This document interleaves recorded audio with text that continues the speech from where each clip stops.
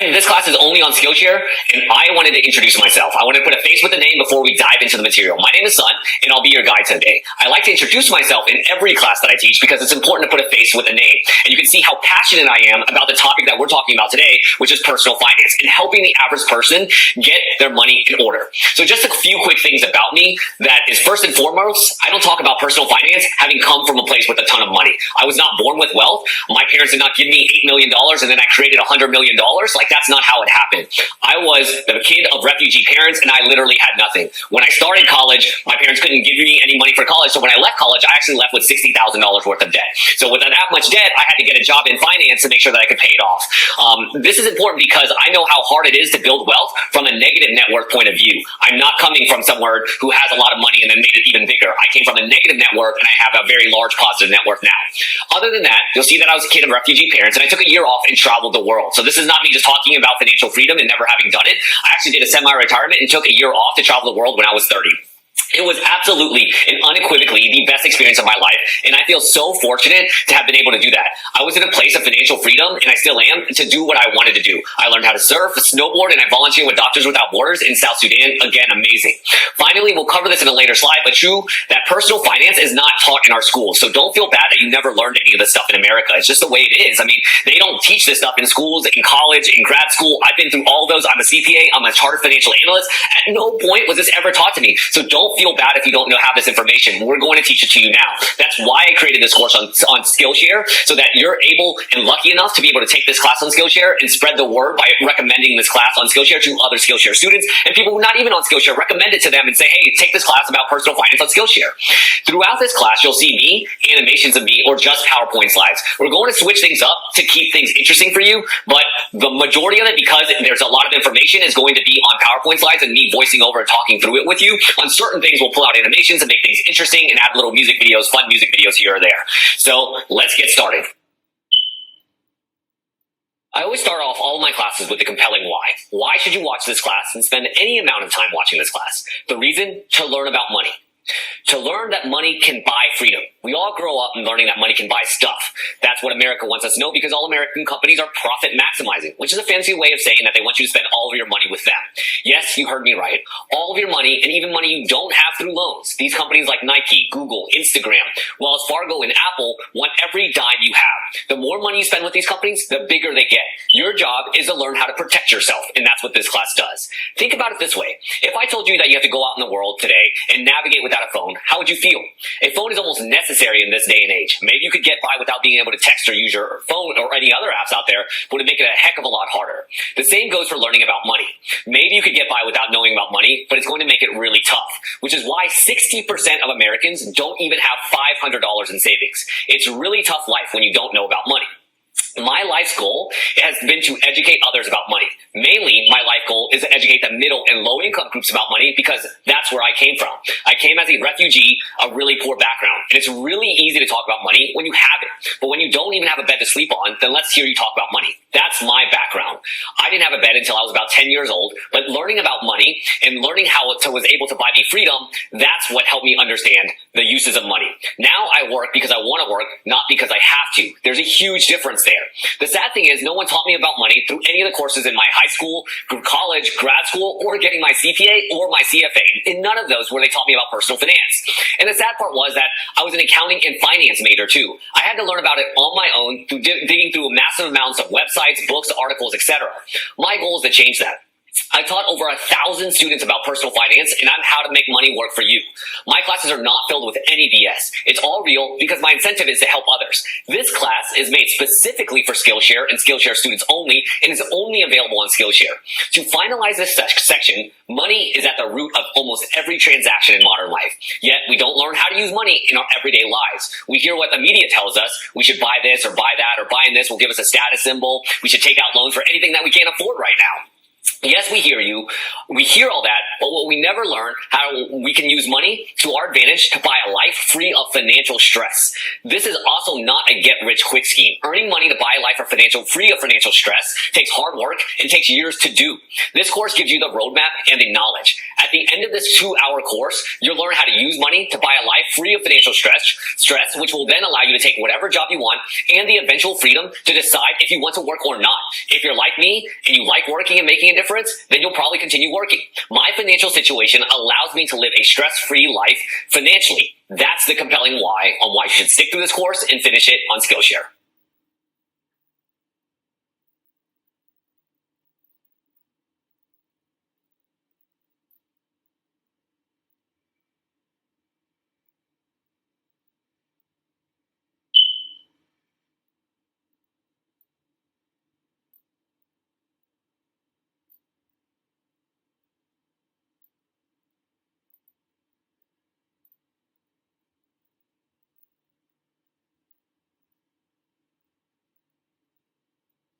So learning personal finance takes 2 hours or so to learn. Literally almost everything you need to know can be learned within that 2-hour period. To keep you engaged, we have a class project. So print out the handout. It's in PDF. Print it out. Follow along with me. Answer the questions and then upload that as your class project. I've answered those questions. You can see my handwriting. I've uploaded that as my class project, and that's what we're asking you to do on Skillshare is take the handout, print it out, fill out the questions, write down your answers, and then upload that as a class project to inspire other students to take this class as well. So as a Skillshare user, we again ask you to upload your completed handout in the project gallery to inspire other students to learn about money. Again, the hard part about personal finance is not learning it. The material is actually very easy to learn. The hard part is staying motivated. It's just like staying healthy, right? Staying healthy, you just eat right and work out every day. Well, we can say that, but the hard part is actually doing it. That's the same thing with personal finance. It's very easy to learn the information. You're going to take this class, you're going to be like, wow, son, thank you for all this information. The hard part is staying motivated. So find a way to create incentives, to create an ability for you to constantly stay motivated and stay hungry so you can build that financial wealth and you can live the life you want. In addition to the handout, you'll actually have access to the PowerPoint slides, so please make sure to print out the PowerPoint slides and follow along. The purpose of this course is to prepare you for the real world. It matters to everyone. By the end of this course, you're going to be able to do a lot of things, but the things I want to focus on are, one, you're going to understand what net worth means and how it's the most important metric, not your credit score or how much you spend. That's the most important metric in personal finance is your net worth. Two, you're going to understand the core four of personal finance. Three, you're going to learn how to invest $10 into over 1,000 companies. We're going to make investing very easy for you. And four, you're going to learn how to not let society confuse you with debt. Society is constantly trying to confuse you with debt, and we're going to tell you how not to allow that to happen. The benefits of taking this course are fourfold. One, you're going to learn how you don't have to be like everyone else and work at a job you hate until you die. You will learn how to create financial freedom for yourself. Two, you're going to learn how to invest, budget, and save automatically. Investing won't be scary anymore. Three, you're going to truly understand the implications of student loans. You can skip this section if you don't have any student loans, but we know a significant amount of users on Skillshare have student loans. And four, you're going to learn how all these companies out there just want your money. They don't want anything else. They want all the money you have. This includes Nike, Google, Apple, and any company you can think of. What are the big three reasons why personal finance matters? First and foremost, it reduces stress. You're not meant to go to bed every day thinking about your next debt payment and feel like you're living paycheck to paycheck. That is simply not how life is supposed to be lived. You're meant to sleep comfortably and soundly and enjoy life. You'll live a life free of financial stress once you take this course. This low stress life will lead you to being happier and thus healthier. When you're healthier, you'll be spending less money on healthcare costs, which are also out of control in the United States, but that's not for this class. Finally, and most important to me, is that you'll be able to pursue your passion and your goals, not someone else's. If you want to quit and travel the world for a year, you can do that. If you want to learn how to surf and live and work in Sri Lanka, you'll be able to do that. You don't have to do what everyone else does. Financial freedom does not mean never having to work again. It's about working at a job you like, with people you like, and coming home to a life free of financial stress so you can spend time with the ones you love, like your family and friends. When we want to convey a really important message, you'll see a slide like this. It's going to be huge, and it's going to have a very clear message on it. This one is for you to understand that personal finance is just that. It's personal. Personal means that everyone's situation is going to be different. Your job is to take the learnings from this course and apply them to your life. For example, some of you may want to buy a home, which may not be the best financial decision, but it's best for you and your family and your kids. Others may want to quit their job and decide to work in another field, taking a pay cut. Or you may have the opportunity for your dream job, so you quit your current job and take that pay cut. Something I've done. Financially, it may not be the best decision, but for your mental health, this is by far the best decision. My personal example is I travel around the world for 2 to 3 months a year to surf, snowboard, and kiteboard. This is not financially prudent, but I do this because I love to surf and I can't surf around where I live. That's my example. Your example may be buying/financing a home. This is usually not a financially prudent idea, but it's great for your stability for your family. Here's another key slide. The key to personal finance is to live below your means. It doesn't matter how much you make, because in America, you'll always be able to spend more than you make in 1 year through the use of debt. Don't spend more than you make. If you think of yourself like a company, then you're the CEO. You're the CEO of your own company. You want to make a profit each year. To make a profit, you have to spend less than you earn. We'll cover some specifics of people who earn millions of dollars and file for bankruptcy. I'll prove it to you with statistics that just because you make a lot of money doesn't mean you're financially well off. So again, don't try to show off by buying expensive cars or big houses. Buy what is essential for your life, and we'll cover what essentialism is later on in this course. What you want is to have the freedom and the time to do what you want. This is a quick video. So what does being rich mean to you? We're going to leave it open-ended and want you to write down your answer on your handout and submit it in the project gallery. It will only take a minute, but will be really interesting for us and for other students to see what you thought being rich meant before you took this class and then after you took this class. When we made this course, these are the things that we heard that make you rich. What do you think? Do you think these things make you rich? Like living in a mansion with a really nice car and a boat? Making over $200,000 a year? Being able to buy Louis Vuitton and Burberry clothes? Do those things make you rich? Let me give you an example of professional athletes, okay? As I said earlier in this course, how much money you make doesn't really mean that much.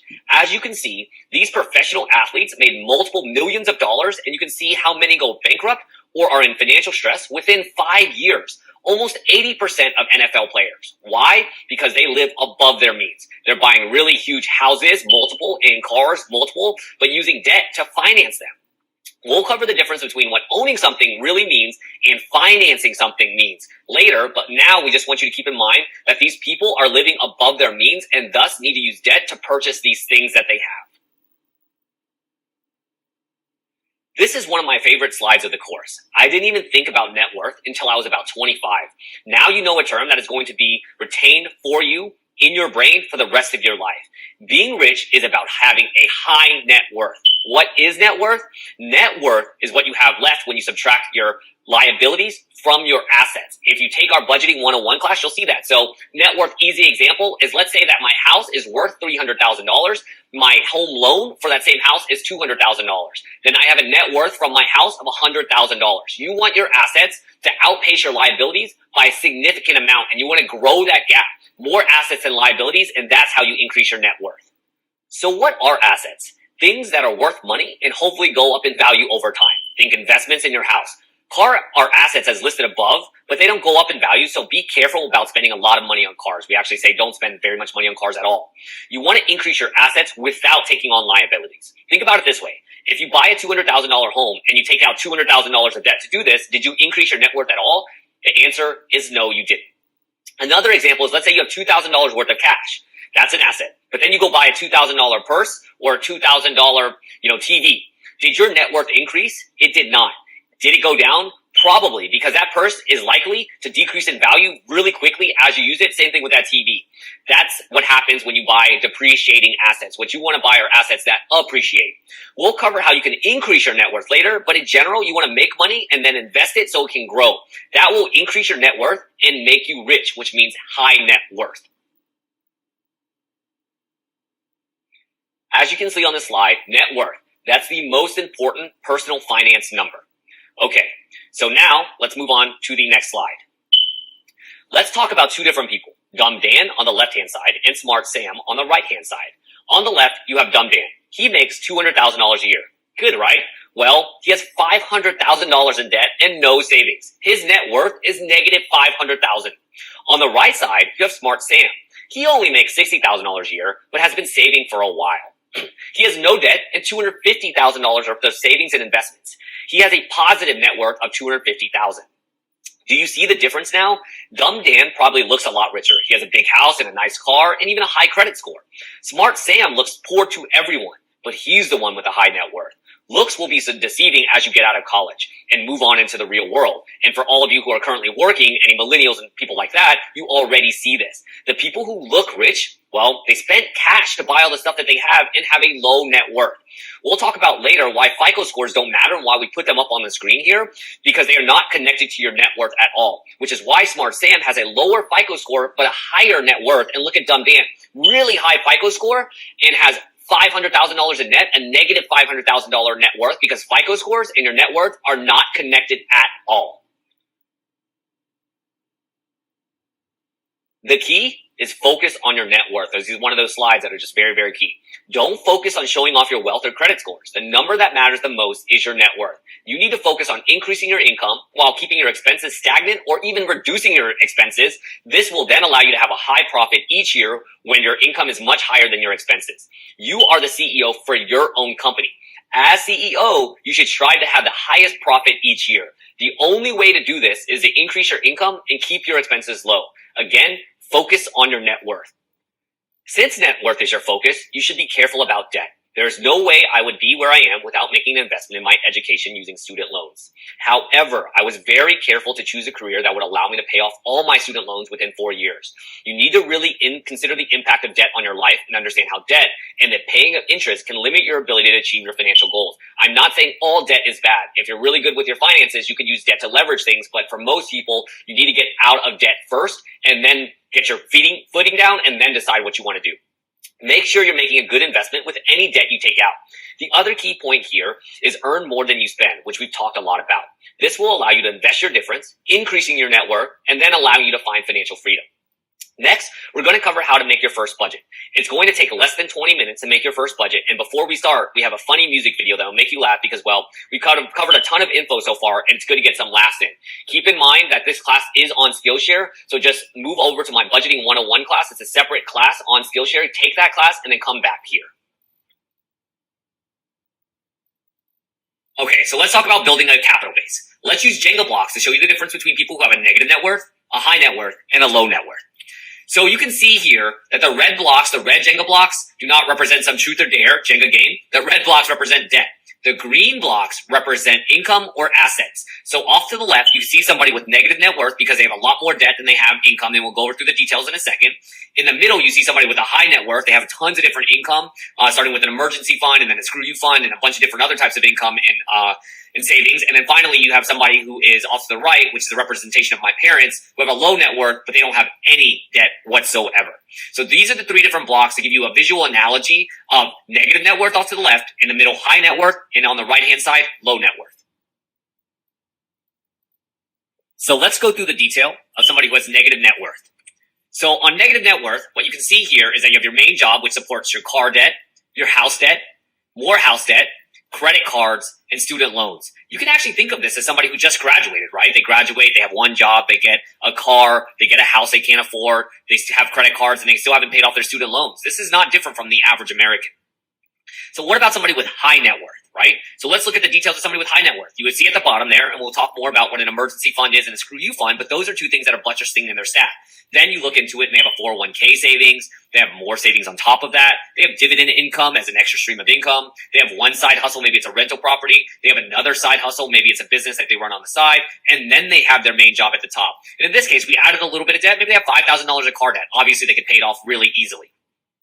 And then finally, let's talk about somebody with low net worth. Somebody like my parents. They're refugees. They didn't have a college education, but what they didn't have is any debt. So if we look at their stack, they have a 401k at the bottom, a side hustle, which is a rental house, and they have their main job.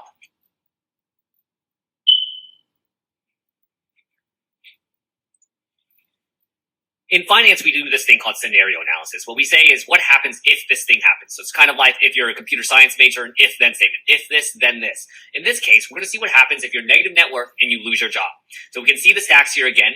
Main job is at the bottom. We're looking at the left-hand stack of Jenga blocks, right? Tons of debt and one job holding all of it together. So we see what happens whenever you lose your main job. and you have a ton of debt. Your entire Jenga block comes crashing down.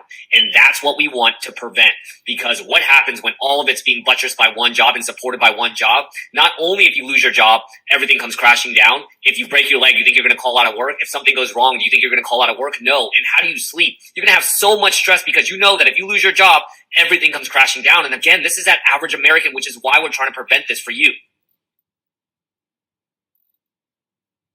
Now moving on to high and low net worth, same scenario, and you lose your job, right? You lose some income.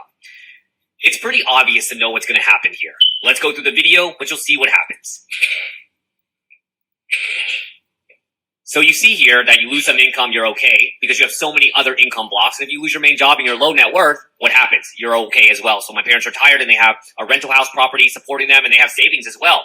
So that's the thing. When you're high net worth and you're low net worth with no debt, something could go wrong and you're okay. And these are the stacks that we want you to be as you head out of college. So pay off your student loans if you have any as soon as possible and avoid taking on any additional debt. So what's really important here, okay? I get really passionate about this subject because it's really important to understand what does at-will employment means. In America, almost every job is at will, which means you can get fired for any reason at any time, okay? I can get fired for wearing a blue shirt. I can get fired for coming in late, 3 minutes late. I can get fired for coming in early, actually. There's so many reasons I can get fired. I can get fired for cursing. All of those things are allowable reasons to get fired. And what you have to understand is in big bold letters here, your job is not guaranteed. It's really important to understand that at all times, especially during a recession. Because what companies are going to try to do is maximize their profit. So either make more money, or what's a really easy thing to do is cut your costs. What are most companies' costs? People. Okay? So it's really important that you understand at-will employment means your job is not guaranteed and you could lose your job tomorrow. And what we saw during 9/11, what we saw during the Great Recession of 2008 is that tons of people lost their jobs. It didn't matter if you were working for Lehman Brothers or United Airlines. People were losing their jobs left and right, and that's likely to happen again in 2020 when we're entering this recession. Even if we get out of this recession, you have to understand your job is not guaranteed and you can be fired for any reason as long as it's not illegal at any time. So you already took the budgeting 101 class now. If you have not, you got to go take it. It takes 19 minutes to get your budget from start to finish. Use the Brainy Money Sheet or use Mint.com. I'm a huge fan of Mint.com. We're not going to walk through Mint.com. There's no reason to do that. You can just log into Mint.com and learn how to use it on your own. It's really not that tough. So we recommend Mint.com or Brainy Money Sheet. Either way, you should have your first budget before you keep moving on. Now that you've created your first budget, you know where you stand on a monthly basis. Let's talk about the core 4 or personal finance. First, earn more money than you spend and create a $1,000 emergency fund. Second, pay off all your debt, starting with the highest interest rate debt first. Third, cut your spending by practicing essentialism. This is pretty easy to understand. What do you actually need to buy? What do you actually need? And fourth, invest $10 a month using Betterment or your other 401k. So some people have a 401k, some people don't. So use your $10 a month to invest, and you can use your 401k or use Betterment, which we're going to recommend. And we get no kickbacks from Betterment. We recommend Betterment because we believe it is the best product out there. It's absolutely the best tool. And again, we don't receive any compensation from recommending them. We use them, and it's literally the best tool because it's simple to use and makes it easy to invest small dollar amounts. We don't want you to start investing a lot of money. We want you to learn how to invest and then put more money in as you gain confidence. So don't be afraid, because it's only $10 and there's no need to fret.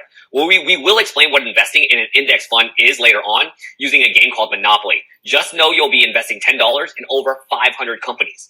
These are pretty self-explanatory in general, but the details here matter. Why are these the core 4 and what do we really mean by them? We're going to cover that in detail later on in this class, but I wanted to give you a glimpse of what the core 4 personal finance are. So what's the difference between financing something and owning something? Moving to the next slide, you're going to see how society confuses us. Society confuses us a lot. This is how they get us to spend all of our money and take on massive amounts of debt. It's not that you're stupid or I'm stupid. It's that society confuses us because these companies want all of our money. The biggest way society confuses us relates to financing versus owning. Another key slide here, financing does not equal own.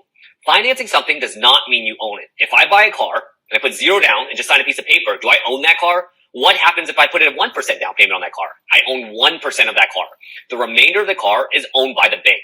Same goes for houses. People put 5% down on a house and then say they are homeowners on Facebook or Instagram or whatever. They only own 5% of that house. However, by saying that they are homeowners, they feel really proud, and that makes the banks really happy because they can start making lots of money off of them by earning interest off of the homeowners or the home buyers. The bank doesn't care that you think you own your house, but you really only own 5%. They're making money hand over fist on how much interest that you're paying on that. So now let's go to your handout. And the first question to ask yourself or a relative is, do you own your house? So on your handout, ask yourself this: do you own your house? And write that answer down. This is going to be really important as we upload into the project gallery. Are you still making payments on your house? Okay, ask yourself that question. Here's the catch. If you are still making payments on your house, then you don't own your house. You are making payments to the owner of the house, which is the bank. You own X% of that house, maybe 5%, maybe 10%, maybe 2%, but you don't own the house outright. This is the difference from owning a home and financing a home. Do you see the difference now? Do you see how society confuses us? Let's move on to the next slide. Second question to ask yourself, a relative. Do you own your car? Take the same 4 steps on your handout for Skillshare. Do you own your car? Write that answer down. Hopefully you own your car. When I worked at CarMax in college to pay for school, I found that many people never paid off their cars. So if you write it down, then ask yourself if you're making payments. If you're still making payments, then the bank is the true owner of the car. Think about this. If you stop making payments on your house, or if you stop making payments on your car, what happens? Someone will repo your car, or they will kick you out of your house. That's how you know you don't own either of them if you're still making payments on them. I understand that I sound very passionate about this, but this is the biggest thing society confuses people on. So you may ask yourself, then why do you see so many people driving so many nice cars and living in these really nice houses? But I'm telling you, the average American doesn't have $500, right? That's cognitive dissonance. How do you reconcile this? The way you can reconcile it is because people just take out longer and longer loans and focus on monthly payments. Banks make more money, dealerships will sell more cars, and the average American loses even more money trying to keep up with everyone else. So what you can see here is that, follow my mouse, okay? Look, a $41,000 car is how much you're purchasing if you include the interest. So we're buying a $40,000 car, and this is how many years we're going to finance it over. If we finance it over 1 year, our monthly payment's $3,000, $3,500, right? No one can afford that, or most people cannot. But look, if I go to 8 years, this red number is my new monthly payment. I'm paying $526 a month. But look how much in the blue, how much I'm paying in interest. I'm paying $10,000 on interest on a $40,000 car. I'm paying $50,000 in total for a car that in 8 years is not going to be worth nearly that much. So now you can tell yourself and explain to yourself, when people drive really nice cars, all they're doing, guys, and ladies out there, is all they're doing is extending the number of monthly payments. They're going from 12 monthly payments to 96 monthly payments, going from 1 year to 8 years. They'll pay that car off in a decade. That's horrible. And that's how they focus on monthly payments, and that's how they look rich. So let's revisit the Core 4 personal finance and go into the details now. Go to your handout and get ready to take notes. Now that you've created your first budget, you know where you stand on a monthly basis. Let's talk about the Core 4 personal finance again, just to refresh. 1, earn more than you spend and create a $1,000 emergency fund. 2, pay off all your debt, starting with the highest interest rate debt first. 3, cut your spending by practicing essentialism. And 4, invest $10 a month through your 401k or Betterment. So let's dive into core principle 1. Earn more than you spend and create a $1,000 emergency fund. Okay? It's pretty obvious, but most people don't do this. You make a certain amount of money each year, and let's say you take home after taxes $40,000 a year. Then you should spend less than that every year because you are the CEO of your own company and you want to make a profit each year. It's that simple, okay? Second, you need to create a $1,000 emergency fund. Why? So you can learn how to save, because you need to cover any emergency. One thing you should know is that 60% of Americans don't have $500 in savings. So you'll be ahead of 60% of Americans if you just do this one step. How crazy is that? This is core principle number 1. Finally, you should take on a second hustle or a second income stream. This will allow you to make more money and then save even more each month. This side hustle or second income stream, and we'll talk about that on the next couple of slides. So what we're going to focus on now is earning more and spending less, okay? How many hours do you spend a week watching Netflix or TV? Write that down and think about it. Instead of doing those things, you could be building skills, like on Skillshare, okay? You can be building skills on how to code or whatever, like how to make more art, design, freelance art, learn how to manage your money like you are doing right now, but you could be building so many other skills. There are different modalities to accomplish your goals, okay? So what you could do is increase your income by getting a second job or a side hustle, rent out your space or room on Airbnb, or turn your hobby into a second income. Personal finance used to be in my hobby. It still is. And I've turned it into a side business. Okay. And that's what I do on Skillshare is I actually earn money by you watching this course and by helping other students out. And I love that.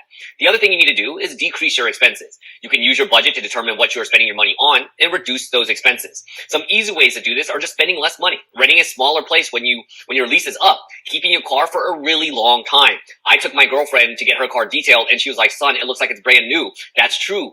We will talk about detailing your car once a year, making your own food, using life hacks like getting on family plans for monthly services. So think about Spotify, Netflix, Disney Plus, all of those things. You can share it with your family members. A big thing here is a side hustle, big takeaway slide. Just start and do something, okay? You may work full time, but you need to find work on the side, so that's a side hustle. Just start and do something this week. Maybe you won't make much money at all or anything, but you're going to learn a lot and will eventually increase your income. You're going to learn a lot from this no matter what. When you're working full time, it's really important to have one side hustle so you can keep building your skills, but hopefully it's something you love to do. Currently, teaching personal finance online is a side hustle of mine. I spend many weekends and nights. Today's a Saturday when I'm recording this video because I love it. I honestly love what I do. So this is a side hustle, but I genuinely do love it. Eventually, this will probably become my full-time gig, but for right now, it's awesome to do on the nights and on the weekends.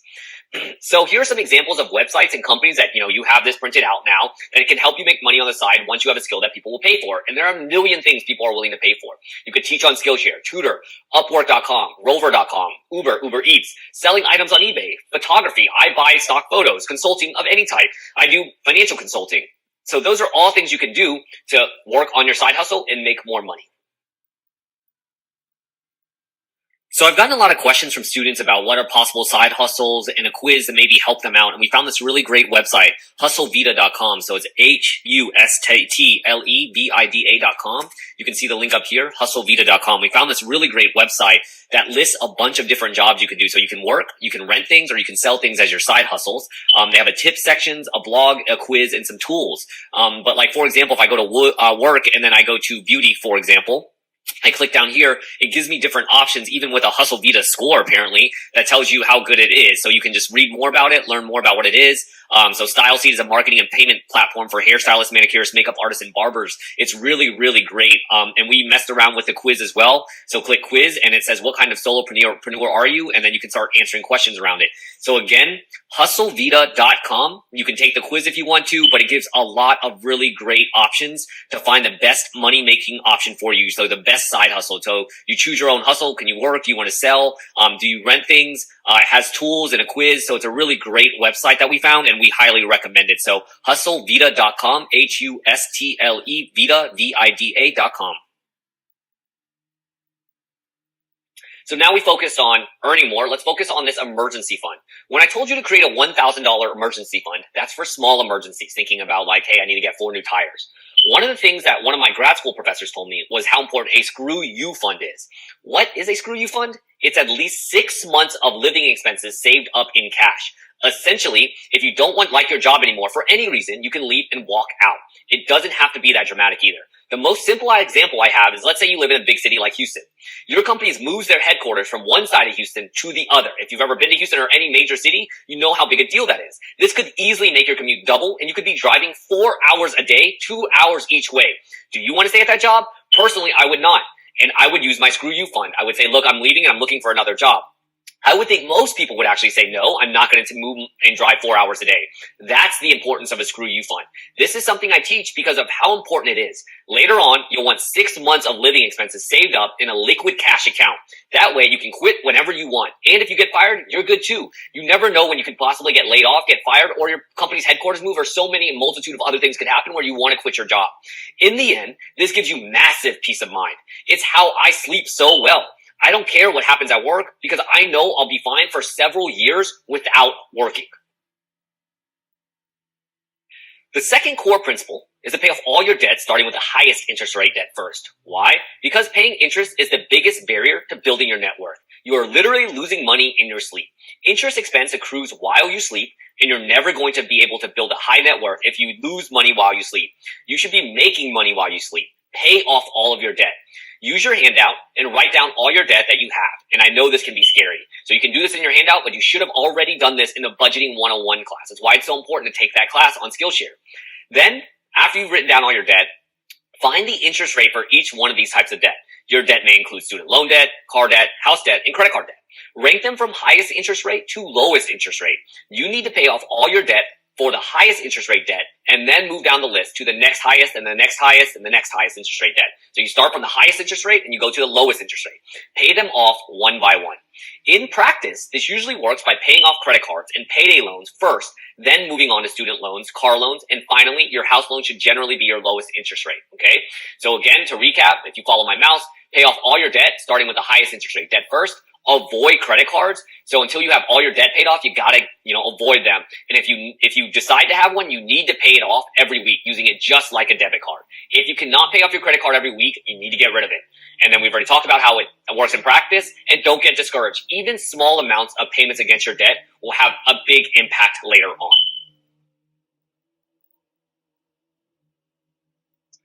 How are incentives for banks work? Okay, incentives for banks work like this. Banks want to charge you as much interest as possible. Okay, that's why credit cards have a 25% interest rate. Houses have a 5% interest rate. As much as they possibly can, they want to charge you as high as interest rate as possible, as legally allowable. That's what they want to do. Then they want to borrow money from you and pay you nothing for it. If you don't believe me, go ahead and go to chase.com and look up what their interest rate to pay you is if you put in $500,000 into a checking account. It is usually less than 1%. So they're going to pay you less than 1%. But if you go back and then borrow money from the bank, if you're buying a car, the interest rate's going to be between 5 and 10%. If it's a credit card, 25% interest rates are very common. So what you're going to see here is the incentive for the bank is they're going to borrow money from you at 1% interest rate, and they're going to load it back to you at between 5 and 30% interest rates. Okay, and that's their incentive. That's why they want you to take out loans for cars, take out loans for houses, use credit cards, because all of these things allow them to make massive amounts of money off of you without doing anything. The third pillar of personal finance is practicing essentialism. This is directly connected to living below your means. Essentialism is asking yourself what you actually need versus what you want. A big example for me is you need a car. Do you actually need a car, or can you take the bus? Depending on where your job is, you may need an actual car. If you can you drive a 10-year-old Honda Civic that is really reliable? Would that work? Or do you need the new truck that costs $40,000 or $50,000? This is what essentialism is. Asking yourself what you actually need versus what you want. Focusing on big items are where you really want to start. So think about housing. Can you live with a roommate or in a small house? Do you really need a 2,000 square foot or 3,000 square foot house when you're living alone or just with your partner? And transportation. Can you buy a cheaper car that is just as reliable? Other things you should think about are finding free ways to have fun. There are so many free ways to have fun. My girlfriend did the Camino de Santiago, which she spent biking for almost a month, staying at hostels in Spain. She pretty much just paid for the flight and the rest was cheap. There are so many ways to have fun. My girlfriend and I walk our dog several times a week at the local park, and we love it. It costs us nothing. Focus on what is truly essential. For example, I only own 5 work shirts because that's all I need. I don't need 50 work shirts. There's no point, and it just costs money. I'd rather not buy those shirts and invest the money. Finally, avoid lifestyle inflation, which we will explain in our next video. When you get a raise, don't go buy a new car and upgrade your house. Then you will never be able to create a profit because as your income just increased, your expenses just increase. That's what lifestyle inflation is and why we're going to explain it in the next video. So what is lifestyle inflation? To explain lifestyle inflation, I'll tell you a quick story. Meet Ross. He's 22 years old and just got his first job. He's been skimping on nice meals and has had roommates the last 4 years. After he gets his first job, he decides to buy a brand new car and move into a nicer apartment. His current 5-year-old Toyota Camry has had no problems. He just wants a nicer car. No problem, right? Well, fast forward 3 years, and now Ross is 25. He gets his first raise, and he decides to trade his car in again to get a luxury car. He decides a 1-bedroom isn't nice enough either, and decides to finance an entire townhome in the city that is 3 bedrooms and 2 baths, even though he is just a single guy. He wants to impress girls, and he believes that upgrading his lifestyle will make him happier. However, he feels like he is living paycheck to paycheck, despite making significantly more than he did 3 years ago. Ross is actually more stressed now about his finances, and realizes he doesn't need all this nice stuff, but is now stuck with a large car payment and a large house payment. This is what we call lifestyle inflation. It occurs when your income increases, but so does your lifestyle. You get a $10,000 raise, but you immediately buy a brand new car that costs $50,000. Sound familiar? It should, because many Americans deal with it. According to a Harris Poll survey, 78% of Americans feel like they are living paycheck to paycheck. This affects everyone, including people making more than $100,000 a year. This also affects the majority of professional athletes who file for bankruptcy within 5 years of retirement. No one is immune to falling prey to lifestyle inflation. So to summarize, lifestyle inflation is when you upgrade your lifestyle every time you get a raise, assuming it will increase your happiness. This in turn creates financial stress because you always feel like you are living paycheck to paycheck. Here's a secret. Upgrading your lifestyle increases your happiness for a month or so, and then your happiness level regresses back to the mean. It's called the hedonic trend. Feel free to look it up. The solution to the lifestyle inflation problem is to create guardrails that won't allow you to increase your spending with every raise. The best way to do this is to increase your automatic savings deduction, which is usually your 401k, for every raise you get.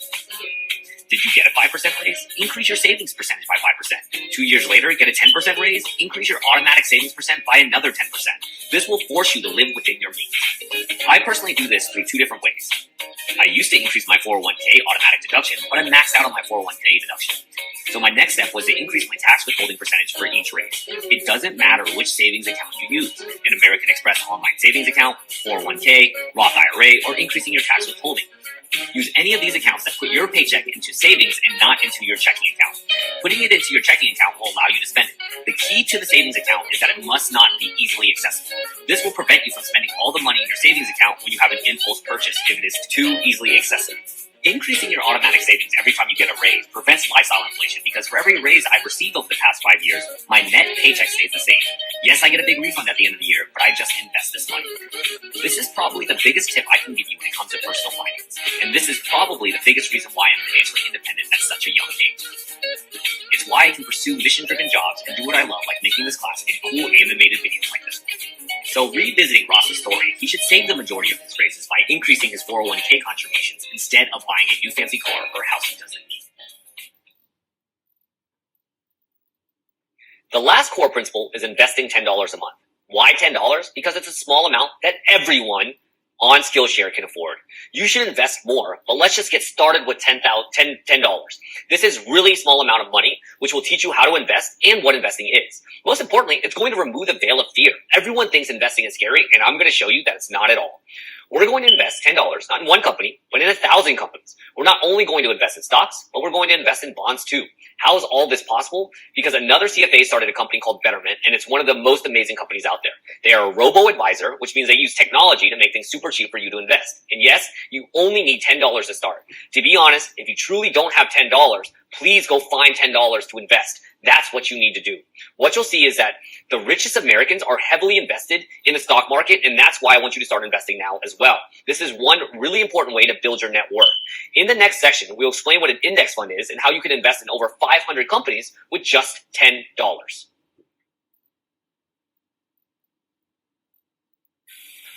So one thing that we wanted to add to our investing course is this. You should only invest what you can lose. As you see in this recession of 2020, and we have a recession class now, so please take it, is that you can lose a lot of money. So when we talk about risk tolerance and the market going down 30%, it's done that. Do not invest money you cannot lose, okay? So to invest in the stock market, you have to have a high risk tolerance. So if you cannot lose that money, do not invest those dollars. I cannot stress that enough. I have a lot of money in the stock market. It's gone down 30%, but as I've said, I have a long time horizon. I'm very young, so I don't care that it went down. I'm actually investing more. But for you, if you cannot stand to lose those dollars, or if you need them for whatever, to buy a home or whatever, you should not be investing. I cannot stress that enough during COVID-19.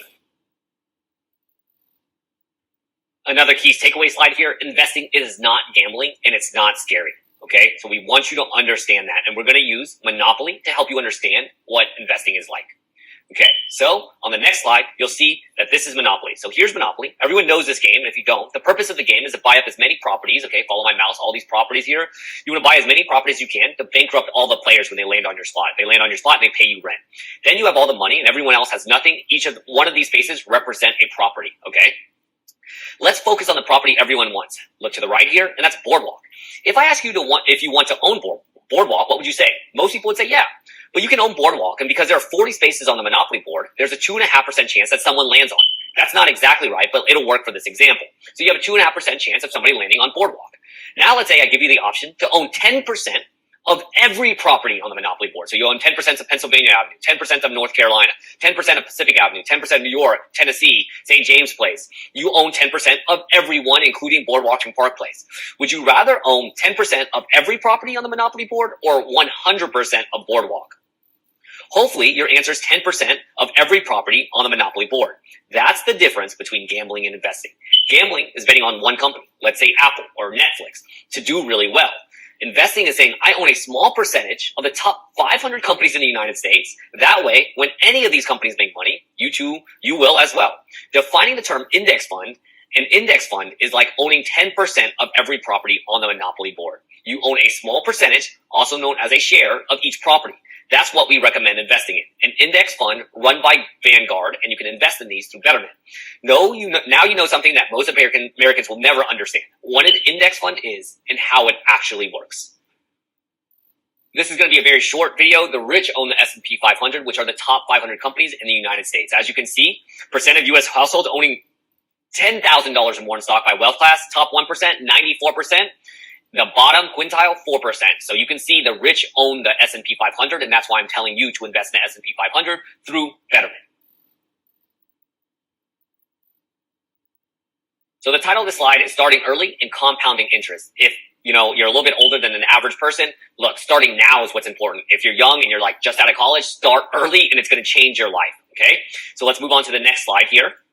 Key to investing is to grow. It needs time. 10 plus years, okay? If you want to grow anything, a plant or your salary, nothing happens overnight. Even Facebook did not happen overnight. Just like anything, to grow your investments, you need to give it time. And when I say time, I mean at least 10 years. The strategy is easy when we talked about it. Invest in the 500 largest companies in the United States and wait. That's it. Don't do anything. Keep investing and give it time. The reason why it takes time and patience is because your earnings need to compound. This means that your money will start making money on itself. We will do a quick Google sheet together to show you how compounding interest works, but just understand that you need to leave it there. You cannot take the money out and spend it and expect it to grow. Obviously, that's not going to work. So hopefully there are a lot of things mentioned so far that are truly going to change your life. For example, learning what net worth is, and that was what the definition of being rich is having a high net worth. This chart will hopefully change your life. In summary, it shows two different people. One person who starts investing 7 years earlier and then stops investing altogether. The other person waits until they are 27 to start investing and never stops. What you will learn from this chart is that the more time you give your money to grow, the better off you are. It's not always how much you put in, it's the amount of time that it goes untouched and is allowed to grow. If this chart doesn't completely change your view on saving and investing, I don't know what else to say, to be honest. I mean, look, the person who invested from age 19 to 26 only put in 16,000 of their own dollars and walked out with $1 million.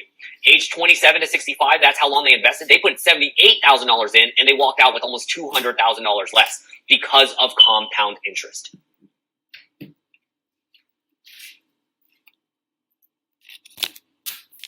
It's important to know about the different types of savings accounts. You should have two types of savings accounts. Retirement accounts, which are to be used decades from now, okay? And that's in this yellow here on the left-hand side. You can see retirement accounts in yellow. And then on the right-hand side are the current savings, okay? And that's in case you need it right now in the green shaded box, okay? On the right-hand side, you can see the green shaded box. You have your emergency fund and your screw you fund, all in an online savings account, so you can easily get to it. This is your current savings. On the left-hand side, you see your retirement accounts. Long time from now, this you can never touch. You can, but there's a huge penalties related to it. Pre-tax retirement accounts and post-tax, which we'll talk about on the next slide.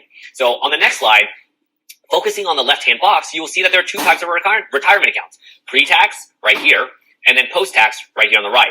What that means is that when the money comes out of your paycheck, if the money comes out of your paycheck before you get your paycheck, that's called pre-tax. If the money comes out after you get your check, that's called post-tax. As I don't want to overwhelm you with information, I want you to focus on your 401k, your pre-tax accounts. Start saving money in those accounts now. If you aren't contributing anything to these accounts, start with $10 a month. Start saving $10 a month into your 401k this week. If you don't have access to a 401k, or if you're a government job 457B, then create a Roth IRA account using Betterment and invest $10 a month into that account. Traditional IRAs and Roth IRAs offer different tax benefits, but I don't want to get into that right now. I want you to focus on saving $10 a month and then taking my advanced personal finance class to learn the differences between all types of retirement accounts. What I don't want you to do is to get overwhelmed with information and don't do anything. So go to Betterment and create a Roth IRA account and save $10 a month. If you have access to a 401k and you aren't investing in one right now, start with $10 a month. Contact your HR department to get this set up. The last reason why I ask you to start with $10 a month is because you cannot touch these amounts for at least 10 years. So I want you to start with a small number, $10 a month right now, and then increase that amount over time when you have more confidence that you can save more than $10 a month. But again, everyone should be able to save $10 a month. Everyone should be able to save $10 a month and not need it for 10 plus years. Now let's focus on the right-hand side, which is for current savings. It's a lot easier to set up because this is all money that is saved after you receive your paycheck. So focusing on the right-hand side, you should open up an online savings account. I use American Express Online Savings because it's easy to set up and free to have. Plus, you can have multiple savings accounts. Again, we receive no compensation for recommending them. Go with any online savings account with a high interest rate and no fees. You can easily Google it and find one, but American Express Online Savings are really easy to open. That said, open up an account, put your savings in there. You have two accounts, one called emergency fund. There you'll put $1,000, and after you save that $1,000, you will start saving 6 months of living expenses in the other account. Check your budget. See how much you spend each month. Multiply that amount by 6, and that will be your amount in the Screw You Fund account. As an example, say my monthly expenses from my Brainy Money spreadsheet, my budgeting 101 class, for house, car, food, and everything else is $2,000 a month. Then, mathematically, I need 6 months times $2,000 a month that I spend. I need to put $12,000 into my Screw You Fund account so I have access to that whenever I need it. Okay? And that's what's really important. I personally have both of these, but my Screw You Fund is actually about 24 months of savings saved up because I don't want to make sure that I'm not in any weird situation that I have to work. I know that I can walk away from my job and walk away from everything for at least 2 years and be okay. So, there are the basics of a 401k. It's a retirement plan where you can put your money away and avoid taxes for the year. You'll eventually pay taxes when you take the money out, but that's so long term from now. Let's not get caught up in those details. It's a savings vehicle. It works really well because you can set aside part of your paycheck and never see that money. That means if I contribute $10 a month into my 401k, then I will never get that $10 in my paycheck. I don't have to decide each month to save. That decision is where things can get really screwy because my savings will happen automatically. That's the best part. Your money will go into your 401k before you even get to see it. That's the key to getting ahead. Automate your savings so you never see the money. You will learn how to live without that money, I promise you. In addition, there are usually employer matching. Ask your HR department if they match any contributions. If they do, you need to put at least that amount in your 401k. Therefore, if they match up to $1,000, then you need to put in $1,000 each year because that is absolutely free money. Ask your HR department if they match anything in your 401k. Finally, look to invest your 401k into Vanguard funds because those have the lowest fees. Look for S&P 500 index fund or something similar to that. On the next slide, we'll see what IRA basics are. Let's cover the difference between Roth and traditional IRAs. IRAs stand for individual retirement accounts. With both of these, you get your paycheck, then you decide to put your money to your Roth or traditional IRA. You also get to decide how to invest these funds however you wish. If you qualify for a Roth IRA, I recommend it because you can take your money out of a Roth IRA whenever you want without penalty because you've already paid taxes on those amounts before you put money in. When I say qualify, if you make over a certain amount of money, check Google, you can no longer use a Roth IRA or traditional IRA. Traditional IRAs reduce your taxable income for the year, but you have to pay taxes when you take the money out. If you don't qualify for either, focusing on maximizing your 401k, for most people, I would say this is good information, but focusing on contributing as much as you can into your 401k is the best thing you can do. This section is mainly for people who don't have access to a 401k. If you don't have access to a 401k, use one of these IRA accounts. So what I want you to do now is go to Betterment and actually invest $10. Go to Betterment.com or Google Betterment. It's very, very straightforward, so we don't need to do that together. I want to cover understanding Betterment. Let's talk about Betterment and why I recommend it. Again, we don't receive any compensation for recommending Betterment. First, you can start with a really tiny amount of money. Everyone has $10 a month to start investing with. I love Betterment because you can start with such a small amount of money so you can learn about it yourself. 2, it's simple and efficient. It's one of the most simple tools out there. It will take you through a step-by-step process on investing and does it all using a great algorithm. 3, it's truly investing and not gambling. Betterment will invest your $10 into thousands of companies across the United States. It's truly awesome. You're buying a small part of every property on the monopoly board. 4th, they are incredibly low fees. You have to be careful about all these companies out there, and we checked Betterment's fees, and they are only 0.25%. Finally, that leaves you with no excuses. Betterment removes all barriers and all excuses. You have the knowledge. Betterment has the tools for you to invest. Now it's up to you to do it. How to automate your finances. Automation makes financial management very, very easy. Okay?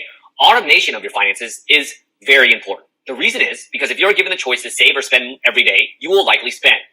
You had a choice. You have to remove the choice of being able to spend money from the equation. Don't even allow yourself the choice. Automation means that you'll never see the money. It automatically goes into your 401k or other savings accounts. Everyone believes that if they are given the choice, they will save. But we all know that's not true because 60% of Americans can't even come up with $500 in savings tomorrow. What I'm teaching you is that you're irrational, and that's okay. I'm irrational as well. If money comes into my checking account, I will immediately spend it. That's why I automatically have money taken out of my paycheck and directly into savings accounts. I never see this money and thus never have the opportunity to spend it.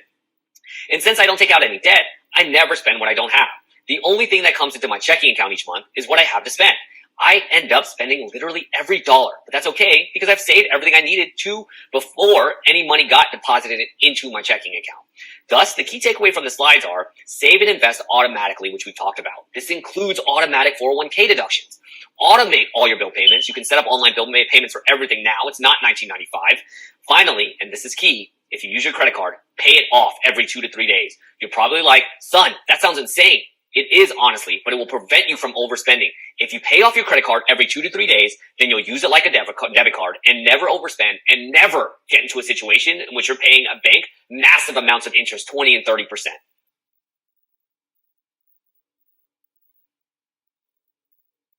So your savings goal should be 10% of your paycheck. That's how much should be saved. We start with $10 a month, okay? Because we need you to do something now. You've got to take action now.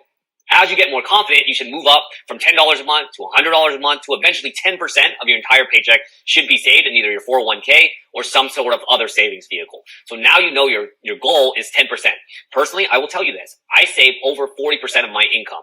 That's not your goal off the bat. That's too overwhelming. Your goal right now, say $10 a month with Betterment or through your 401k. So we've covered a lot of information so far. It's an amazing amount of information. You're so far ahead of every other American out there. So thank God for the Skillshare class, really. Now we're going to focus on credit scores and some other myths out there. Okay. So going on to the next slide, you'll see that your credit score doesn't really matter. People always talk about credit scores because that's what major banks want you to be focused on. Because credit scores are a measure of how likely you're going to pay back debt. But you shouldn't really be focused on debt. You need to get rid of your debt. You should focus on your net worth. If you're focused on debt and taking out more debt and paying back that debt, then you're just paying tons of interest. Banks want you to focus on your credit score because that just means you're paying lots of interest. Remember, our goal is to avoid interest expense. Making minimum monthly payments on your debt keeps your credit score high. Don't focus on your credit scores. Focus on your net worth. Moving on to the next slide, things that won't change your credit score. So you can actually see your credit score is made up of payment history, credit mix, length of credit history, and new credit. Okay? It does not take your net worth into consideration. So for example, if I give you $5 million, your credit score won't change.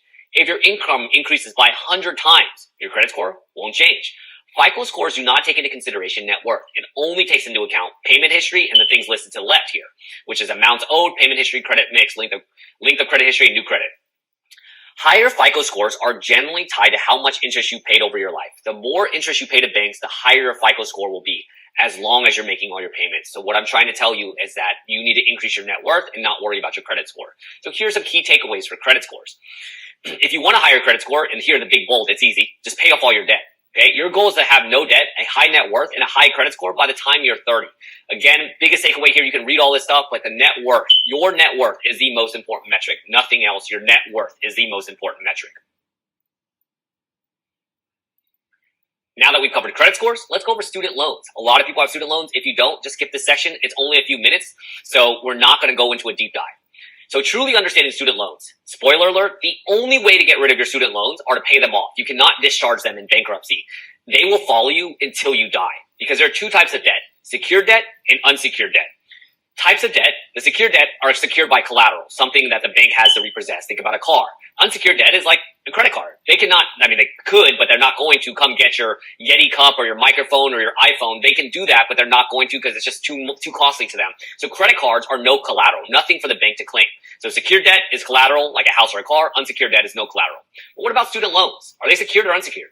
Technically, they're unsecured because a bank cannot repossess your diploma. However, in reality, you, the person, are the collateral. And based off of Bankruptcy Act of 2005, federal and private student loans are unforgivable. You cannot get rid of this debt in bankruptcy like almost all other types of debt. To get rid of this debt, you have to pay it off. Student loans will follow you for your entire life. They will even garnish your wages. Wage garnishment means that they will take your money out of your paycheck before you actually get your paycheck. So this is a separate class, the student loan deep dive. What we'll cover in the separate class is the types of student loans, private and federal, types of repayment, standard, graduated, extended, and income-based repayment. One really important thing to take away from the types of repayment is that there are some repayment types where you're not even paying down principal. You're only paying off your interest. So your balance is actually getting bigger even though you're making a payment. It's crazy. So not making payments, you can defer payments. And then there's forbearance, which you can see here, which interest accrues and you must pay it or it is added to your principal balance. Okay, so forbearance is not good. Deferment is generally not good either. You just want to pay them off as quickly as possible. And forgiveness, any forgiveness of loans will be taxable, and you will owe the IRS money if you have any debt forgiven. So financial freedom. Take control of your finances and you'll take control of your life. This is one huge thing that people think is out of control, and you can take control of it, okay? So now let's go into it. What does financial freedom mean to you? Use your handout on Skillshare. You should have downloaded it. Write down your answer. What does financial freedom mean to you, okay? Does it mean you can take whatever job you want? You can work where if you want to. You can live outside the United States if you wanted to. What does it mean to you, okay? What financial freedom means to me is that you can live a life with no financial stress. It doesn't mean that you're not going to work. It just means that you're not stressed out. You have an emergency fund and you have a screw you fund. If anything were to go wrong, you know you and your family are going to be okay for a really long time, okay? So we want you to own your life, not a bank or some other company to own your life. And that's what financial freedom means. You have control of your own life. To do this, you've got to get your finances in order, and then you've got to build some passive versus active income, okay? So passive income is something that you invest a lot of hours on the front end, and it earns money as you sleep, okay? So a lot of my courses are actually like that. I put a ton of time into building out the slides, recording the videos, editing the videos, getting the mic, all of this stuff, right? But it's passive once I'm done with it. Once I'm like created the class and I posted it on Skillshare, I'm done. Those classes will eventually make money. And that's the difference from active income. Active income is I've actually got to trade my time for money, okay? So I'm also a CFO. I have to go into work or I'm not going to get paid. So I'm trading time for money and I'm actively involved in that job. I love my job as a CFO, but it is different from the passive income that I get from teaching personal finance online. So you want to build up your passive income so it is there on the side and just makes money while you do nothing. And the last thing is financial freedom can lead to retiring early. You can retire early. Retire doesn't mean you sit on a beach and drink Mai Tais all day though. Retire means to do the job you really want to do and live where you really want to live. When I first started working, I thought you had to work at a job until you're 65 and then you retire and die. What I learned is this is not true. And as I said at the beginning of the class, at age 30, I did a semi-retirement. I took a year off, traveled the world. You can do that as well. You just cannot live an extravagant lifestyle. You'll be able to retire early if you live below your means and follow the core 4 and everything else that we talked about in this class. So what are the challenges to financial freedom? The biggest one is that we're all irrational, and that's okay. As a personal finance expert, I have irrational behavior. The biggest one that I talked about already is that if money hits my checking account, I'm automatically going to spend it no matter what, okay? So to avoid the biggest pitfall, automate everything. Don't allow yourself the decision to spend or save. Save automatically, then, whatever's in your checking account is, you're able to save, to spend that. And that's what I would say. We're all irrational. You've got to recognize that. You've got to create guardrails to protect yourself from yourself. And that's what I've done. My money automatically gets saved without me doing anything. That way I know I cannot overspend because I save X amount per month without it ever coming into my checking account. So your goal is to pay off all your debt except your house in the next 3 years, okay? Pay off all your consumer debt, all the high interest debt you want to pay it off in the next 3 years, and then start attacking your house. Big key slide here. This is your goal. Moving on to the next slide. Incentives matter. You've got to treat yourself, okay? Don't go overboard, but treat yourself. It does matter that this is a fun, long-term journey. This is not like live as frugally as possible and hate your life type of thing. So treat yourself. When should you do that? If you have a 1-month emergency fund complete, $1,000, treat yourself. Paid off all your credit card debt, treat yourself. Paid off all your car loans, treat yourself. Paid off all your student loans, treat yourself. Invested $10 a month for a year, treat yourself. You should define your next momentous goals. Follow us on Instagram for more motivational videos at brainy.money. So we're going to cover 2 big purchases now, cars and houses. So financing and keeping a car first, okay? You can see the focus on keeping a car here. So financing a car, your only focus should not be on monthly payment. This is how dealerships and car salesmen trick you. Buy a used Honda Civic because these are generally the best deals, efficient and reliable and not expensive. Never spend more than 20% of your gross incomes. Cars go down in value. They do not go up. So if you make $40,000 a year, that means the maximum car you should buy is $8,000. If you make 6 figures and you think that's a lot, $100,000 a year, that means the maximum car you should buy is around $20,000. Okay, so this is not meaning like you should buy something extravagant. $20,000 is kind of like a used Corolla or slightly new Corolla, like it's barely even used, okay? So tips for owning a car. Be sure to change your oil and check your fluids every 3,000 to 5,000 miles. Keep your tires properly inflated. Sam's Club and Costco offer lifetime rotation and balancing. Pay to have your car detailed once a year. I mentioned this earlier in the class, and my girlfriend just did this. That was her Christmas present. I paid $100 to get her car detailed. It forces you to clean out your car, and they do a great job. This is an investment. You're going to be like, oh my God, this car feels like it's brand new. Park under covered parking when possible or in a garage to protect your paint, and keep your car for as long as possible. And then when you finally own your car, you're going to have lots of savings that you're not going to be aware of. The big one you are going to be aware of is you have no monthly payment. You're also going to have no interest charges. You can have a lower insurance cost. Cars worth less, and you can no longer need a $250 to a $500 deductible. My deductible is $1,000. So next bullet point is you increase your deductible to $1,000. Since you've taken this course, you'll have more than $1,000 on the side if you got into an accident. Less stress about scratches and dings. And unless you love cars, I would not trade in your car until it becomes unreliable. Okay, so those are the savings when you finally have a car that paid off. Those are the savings that you can have, and that's really, really important to living a life of financial freedom. Is not having a constant car payment. Okay, so how car insurance works. In general, the more expensive a car you have, the higher your car insurance bill will be because they got to replace that car. If you get into a really bad accident with an $80,000 car, then they got to pay you $80,000, which means insurance companies don't lose money. They're going to charge you some monthly paid premium that's going to make sure that if that ever happens, they've already recouped their money. Okay, so this is why buying expensive cars hurts you more in more than one way. Ways that expensive cars will hurt you is you have a higher monthly payment, higher insurance costs, you maybe use more expensive gas, and you stress about your car getting a scratch. If your car is still being financed, then what you have to pay for full coverage and a low deductible, which is more expensive. Okay, you're going to have to because the banks require you to do that. If you own your car outright and it's paid off, then you can choose your coverage and your deductible. Finally, you bought an expensive car, now what? First, don't be embarrassed. You didn't know any better. Now you do, though. You didn't receive any financial education up to this point, so it's okay. You made a mistake, and your point is to avoid future mistakes. What's going to kill you is a high interest rate. If your interest rate is low, then yes, it was a bad idea, but keep making the payments and pay it off as soon as possible. If your interest rate is high, you've got to consider trading that car in, getting a cheaper one, and keeping that cheaper car, that Corolla or that Civic, for as long as possible. Hyundai Elantra is another really good car that's very reliable.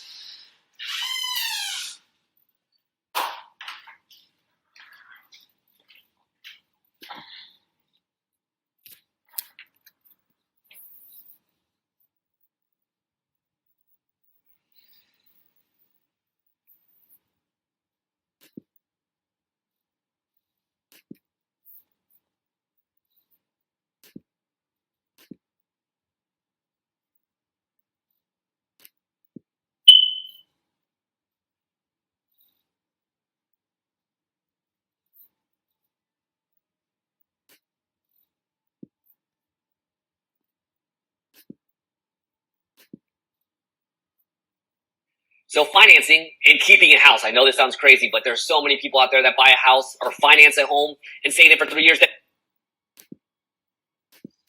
So financing and keeping a house. I know this sounds crazy, but there's so many people out there that buy a house or finance a home and stay in it for 3 years, then move out, stay in that house for 3 years, then move out. The transaction costs alone are going to kill you. So let's talk about financing and keeping a house. Why do I mention the word keeping? Because some people move so often that the transaction fees kill them. Never buy a house unless you plan to stay there at least 7 years. And if you buy a house and stay only 3 years, you will likely lose money because you're paying loads of interest and because of the transaction fees. Okay, you can watch our Debt 101 class if you want to learn more about that. So you say, son, what's the maximum home loan? Okay, what you get approved for from a bank and what your maximum home loan should be are two very different things. Banks want you to take on as much debt as possible. Remember, the incentives for banks is they want you to take on as much debt as possible. Don't listen to mortgage brokers, realtors, or anyone else. They are not looking out for your best interests. They make money once the deal is closed, so they don't care if you can't afford the house. They make the deal once the deal is closed, and if you go file for bankruptcy the next day, they've already made their money. The maximum home loan you should take out is 2 times your post-tax income, which means after taxes are taken out. So if you make $100,000 a year after taxes, your maximum home loan should be $200,000. If you make $50,000 a year after taxes, your maximum home loan should be $100,000. That's your maximum home loan, okay? So it's very important to hear that. So you're like, well, son, I don't want to buy a home. Thank God. If you just want to rent, spend about 20% of your after-tax income and after your 401k and savings, okay? So if your take-home pay each month is $4,000, then you can afford roughly $800 a month for rent. As with anything, you can spend more, but the trade-off on other parts of your budget. If you want to spend more on rent, then you've got to spend less on cars. You cannot spend a lot of money on cars and a lot of money on rent and a lot of money dining out and a lot of money on expensive vacations, because then eventually the entire stress is going to break down you and your family, and you don't want that, and I don't want that for you either. So you've got a lot of debt. Now what? Okay?